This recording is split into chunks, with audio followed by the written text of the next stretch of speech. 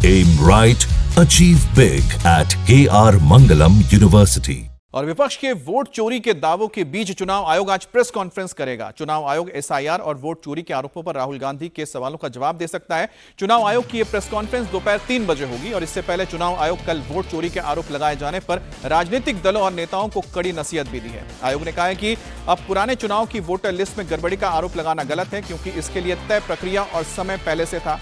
आयोग ने press note जारी करके कहा है कि वोटर लिस्ट तैयार करने की पूरी प्रक्रिया में राजनीतिक दल भी शामिल रहते हैं, लेकिन कई पार्टियां और उनके बूथ लेवल के एजेंट्स ने ड्राफ्ट लिस्ट को सही से नहीं देखा और ना ही सही समय पर कोई आपत्ति दर्ज कराई।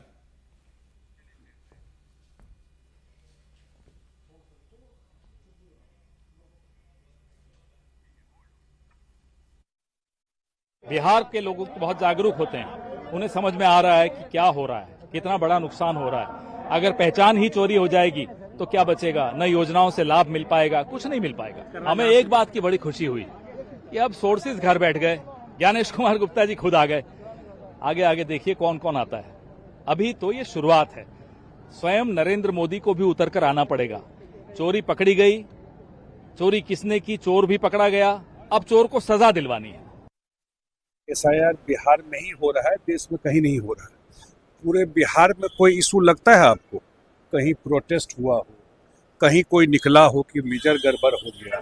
हम लोग भी अपने पार्टी के नाते बिहार के हर एक क्षेत्र में लोगों से बात किए, तो कहीं तो कोई कंप्लेन नहीं दिया। न इलेक्शन कमीशन बोला कि कागज ला के दीजिए, कोई कंप्लेन दिया है। तो जब बिहार के लोगों में मुद्दा नहीं है तो कहाँ घूमने जा रहे हैं? कहीं खटिया लगा लेंगे, कहीं टेंट में बैठ जाएंगे। तो चुनाव है तो अभी तो सब तरह का कहानी देखिएगा, लेकिन ये कोई मुद्दा नहीं है। जो एसआईआर में फर्जी वोटर है वो निकाला जा रहा है। कोई मर गया, कोई भुला गया, कोई बाहर चला गया, तो उसका प्यूरिफिकेशन होना चाहिए ना, तो सबके हित में है। लेकिन वैसे गलत लोगों का नाम का फायदा उठाने वाला लोग ही चिल्ला रहा है। दूसरी बात, कल प्रधानमंत्री लाल किला से क्या बोले कि हमारे जो बॉर्डरिंग इलाका है वहाँ पर बहुत से लोग आकर के हमारी बेटी बहू का हक छीन रहा है, उसको नहीं छीनने देंगे हम। तो इसका क्या मतलब हुआ कि हम अपने बहू बेटी को, बेटा को इधर उधर बिल्टाते रहें और दूसरा लोग आकर के मौज करते रहे? ये कहाँ की बात है? इसलिए एसआईआर बहुत ज़रूरी है। और ये लोग जो सिर्फ तुष्टीकरण की राजनीति कर रहे हैं, जो भारत में नहीं चलेगा। अब देखिए, वोटर अधिकार यात्रा के जो मकसद है उसमें दो बहुत अहम है। एक तो है कि बीजेपी के खिलाफ माहौल बनाना, इसी के ऊपर आरोप लगा के, वोटर लिस्ट के ऊपर आरोप लगा के।